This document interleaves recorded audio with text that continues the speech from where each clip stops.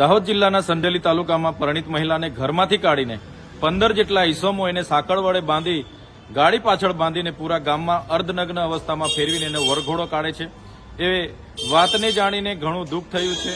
આ ઘટનાને અમે સખત શબ્દોમાં વખોડી કાઢીએ છીએ। સાથે સાથે અમે એટલા દુઃખી થયા છે કે આટલા મોટા ગામમાં મહિલાઓ પણ હશે, વડીલો પણ હશે અને પદાધિકારીઓ પણ હશે, છતાં આવું ઘીનોનું કૃત્ય કરનાર લોકોને એમણે રોક્યા કેમ નથી એ સવાલ ઉપસ્થિત થાય છે। ગુજરાતમાં કાયદો અને વ્યવસ્થા ખાડે ગઈ છે। આપણે મહિલા સલામતીની વાતો કરીએ છીએ, પણ રોજબરોજના પેપરોમાં જોઈએ છીએ, આવા વિડીયોમાં જોઈએ છીએ, ન્યૂઝમાં જોઈએ છીએ, ત્યારે આપણી મા બેટીઓ સલામત નથી અને આવી તાલિબાની સજાની પણ આપણી મા બેટીઓ ભોગ બને છે, ત્યારે ખૂબ જ દુઃખ થઈ છે।